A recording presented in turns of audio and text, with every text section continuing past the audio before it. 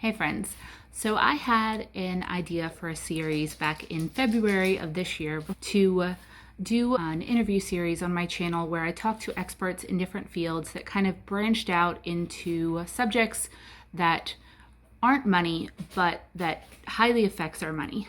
So I did a couple of interviews on this, and then the world kaplammed, and I didn't think it was the right time to publish. I didn't get to do the rest of the interviews. I was planning for it to be a longer series, but I do really want to put out this video. It's the very first in the series, and it's exploring financial abuse.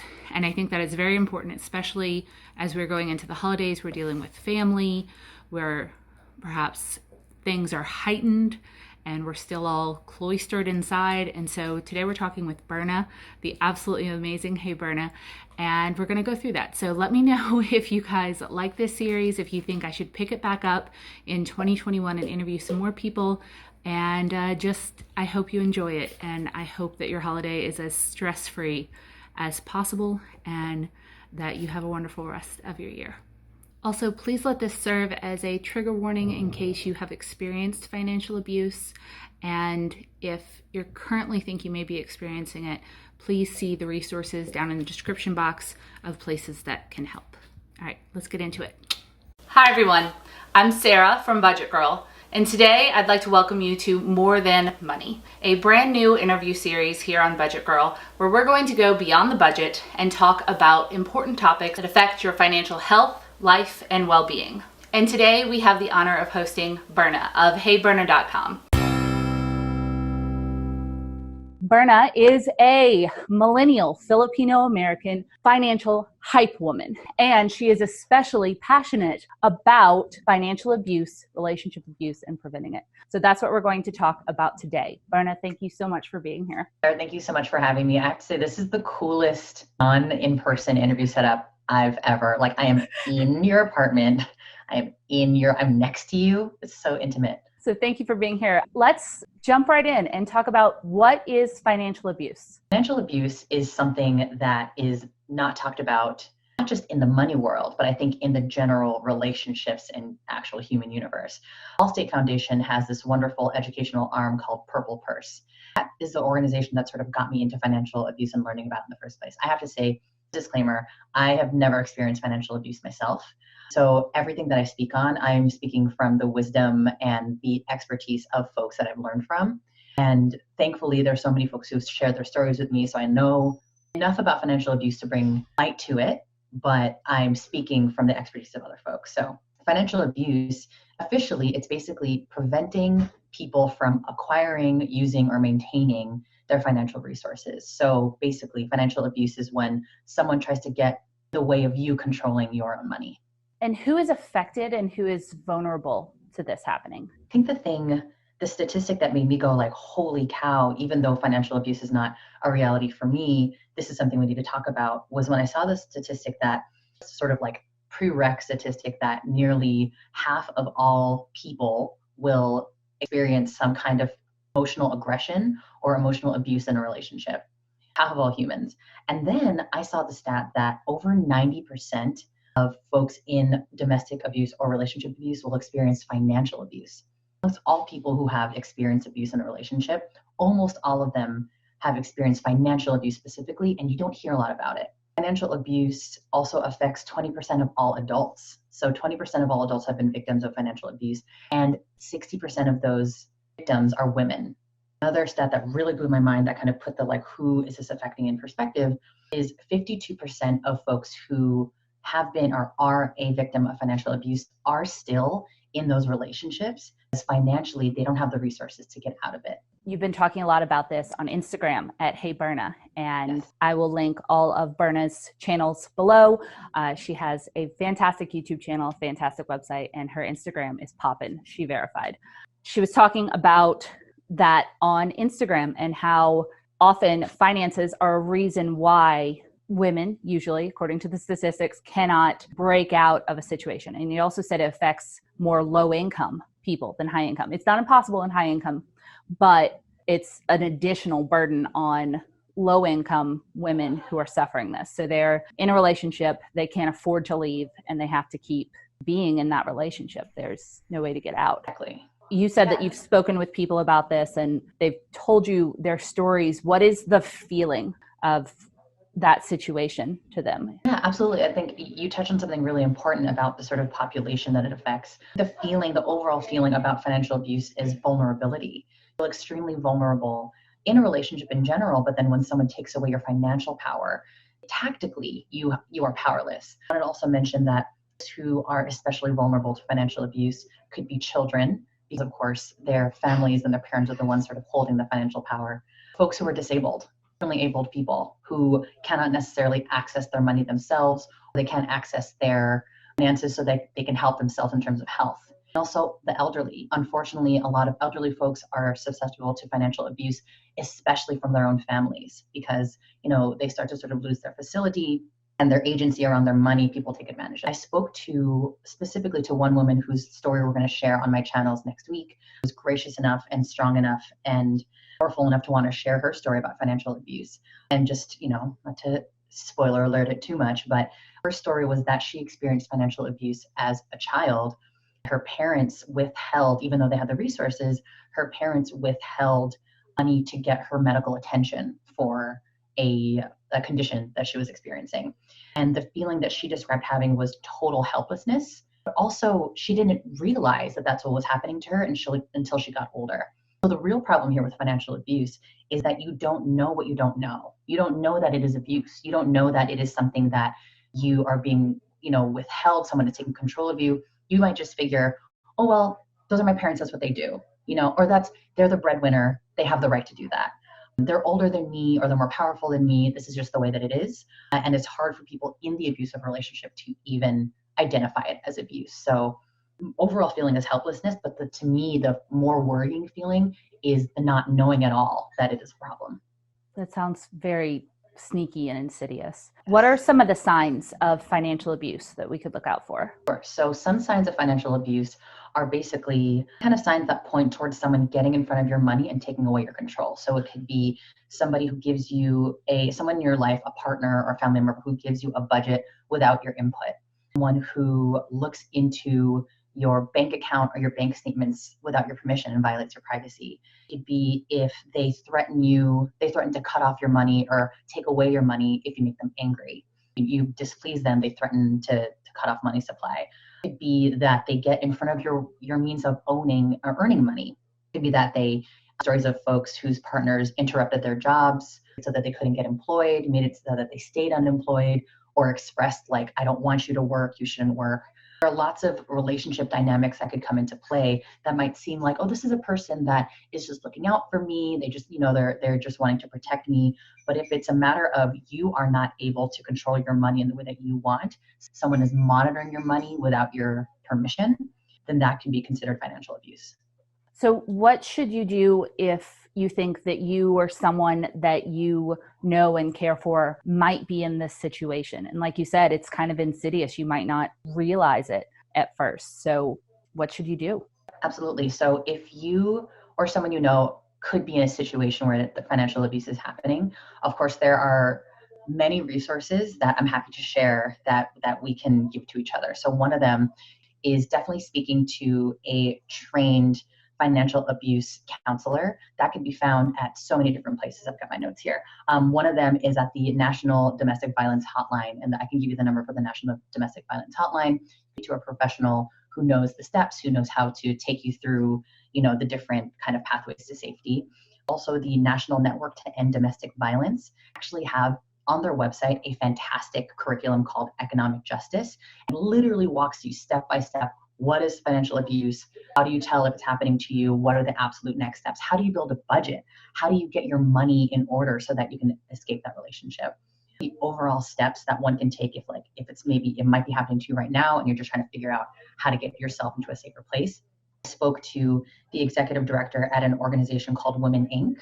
There's an organization here in the San Francisco Bay Area, and they help survivors of domestic abuse.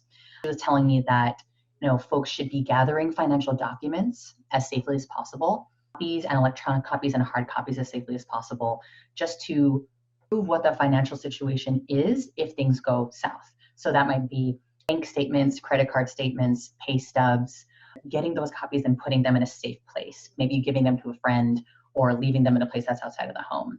Another piece of advice that they gave us was to change your internet history and clear your cookies, clear your history, and change your passwords often, especially if you're looking at resources having to do with financial abuse. A lot of the times, websites such as the National Network to End Domestic Violence and Purple Purse, they have an exit button on the website so that if you are on the website, the situation becomes unsafe or somebody comes into the room, there's an exit button right away. The biggest thing is to start to make a financial plan to leave. That might require opening up your own bank accounts. It could require help having a friend open up bank accounts for you, starting to stash away your own savings and putting your money in your own accounts, potentially without necessarily letting the abusive partner know, so that in the future you are financially set up and also physically set up to escape. Maybe you plan to stay at a shelter, maybe you plan to rent an apartment, maybe you plan to stay with a friend. Bigger work is getting yourself more financial foundation under you so that you can safely leave that relationship. So we need to recognize what the signs are and listen to ourselves if we don't feel safe. Some control over our own financial resources, or at least have access to them, and potentially set up some different accounts. And, these are kind of simple steps that I think most people have done at one time. Most of us have opened a bank account, but in a situation where you might be scared of your partner, or you might be feeling controlled by your partner, and you might have a lot of different conflicting feelings, this could be really scary and hard. Yes, something that we should speak to as well is a community who is especially vulnerable in the situation, that's undocumented folks. So in looking at what are the best resources, what should one do if you're in a financially abusive relationship, a lot of resources are like open your own bank accounts, create your own financial life before exiting that relationship. This is especially difficult advice for folks to hear when your citizenship is in question or your citizenship is up in the air, you're undocumented, because a lot of the times there's fear of going to a bank, opening up a bank account, giving your personal information over to government entities, a lot of distrust, a lot of misinformation, and a lot of discrimination. And so there are actually resources for folks who don't want to or can't go directly to a bank and open up their own bank accounts. For example, PayPal is they open up sort of a direct cash deposit account for you. It isn't officially a bank, but it's somewhere where you can cash your checks and keep your money and receive payments. Marcus by Goldman Sachs they also offer checking accounts and banking accounts where you don't have to give a social security number. You can give your individual tax identification number, your ITIN, we receive from the IRS without having to disclose your citizenship. There are also really fantastic sort of expert and creator resources for folks who are undocumented. Someone I follow on Instagram called Your Dreamer Money. And they basically give personal finance advice, just like myself and Sarah, but from the perspective of families and folks who are dreamers under DACA and their citizenship is up in the air, they're undocumented. So there are answers, and I think we should be especially cognizant of the folks around us who are the most vulnerable, including undocumented folks. So all the resources that we're talking about today are going to be compiled in a blog post on budgetgirl.com below, including where you can find more on Berna and all of the resources that she has very kindly mentioned. Let's do one more question. Not that it is anyone's fault that they land themselves in this situation, but what can we do to protect ourselves so that we never end up there? How can we be cognizant and be thinking ahead to make sure this never happens to us? Absolutely. So I think you would probably agree, Sarah, that teaching personal finance and teaching people about money is not just about teaching tactics and tips and tricks. It's really about empowering yourself to control your life, to take responsibility for your life before giving that vulnerability over to other people. Because a lot of us want to be in relationships and share ourselves. I think there's a lot to say though about a person who comes into a relationship and they already know their financial habits, they already have their financial things in place and the very foundation set.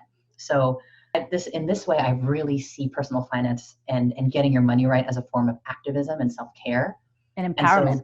Empowerment, absolutely. And so to protect yourself from situations where maybe someone might become financially abusive is really showing up in our relationships, open about money and open about the way that we feel about our money and the way that we're working on our money. I'm just imagining if I were to meet a new partner and that new partner knew right away that, hey, I'm super budget minded, I make my own money, I have my own bank accounts, I'm aware of things like financial abuse, and we have that conversation straight up, that is a signal to other folks that I might be trying to get in a relationship with that I'm not vulnerable. I am not one. Exactly. I'm not one to be open to you reaching into my bank accounts because I have a lot of control over mine. I'm not going to put up with things like that. And so, of course, repeat what you said. It is not on us to stop financial abusers, but it is on us to financially empower ourselves, to give that signal to others who might care about us, who might want to be in a relationship with others, that like, in terms of money, I got my own. I'm figuring it out. And so at the most basic level, of course, that means figuring out all the things that Sarah and I teach all the time. Where is your debt? What is your financial payoff plan if you have debt? What is the kind of budget that you want to set up? What's your financial plan for the future? Having those things to bring to the table in a relationship is the strongest signal I could think of to have someone back off if had any financial abusive tendencies. Yeah. And I also think that we should be clear. Obviously, when you get married to someone, most people traditionally combine finances. But at that point, there's still a split responsibility for maintaining and managing those finances. I think a lot of problems that end in financial abuse might come about when maybe two people come together and then the financial responsibility is taken over by one person. Mm-hmm. And suddenly the other might not have any control anymore. And it turns into a toxic situation, even if there was never any intention for people to be toxic to each other. Mm-hmm. But having that personal mantra and knowing how much money you're making, knowing where that money is going, and even just simple plans set up for yourself could stop you from being in a vulnerable situation where you would have to leave and not have access to your money or your resources. I am a very big component of the like, however you combine, whatever you do, your own money, keep your own emergency savings, keep your own stash. Just so energized and like jazzed when you hear stories of older women in their 70s or 80s being like, I have always kept my own savings, no matter what my husband does not know about this stash. And I'm like, this better work, because relationships change, circumstances change. A lot of the times they're out of your control. And it is always this, not just financial, but emotional security to be like, I got my own back no matter what. Yeah. And I feel like sometimes when I see those stories, I get a little like, hey, you go girl on it. But we have to, and the response is always like, well, you were hiding money from your husband. You were being dishonest. But at the same time, if we're talking about 70, 80-year-old ladies, 50, 60 years ago, women didn't have nearly as many rights. That was a very smart thing to do. A person in the FinCon community that we're both a part of who wrote, and she wrote a story that went pretty viral called the F-Off Fund. Are you familiar with that? I will link that below as well. It's incredibly empowering. And it highlighted how she actually escaped a bad job situation that was really messing with her mental health, her well-being. It was really an abusive situation. And it was because she started a fund that she used in case she needed to escape. And she said it was incredibly empowering to have that little pile of money where she was able to escape a job without having to think about how she was going to eat the next day, or escape a relationship. If, things went bad in any situation, she could just say, see ya. Exactly. I got myself for a hot minute. Exactly. And that inspired me hard when I first started my financial journey. And it's really nice to know that I have some money where, and I had to do this once before. I had rats in my old apartment and the apartment complex would not get rid of them.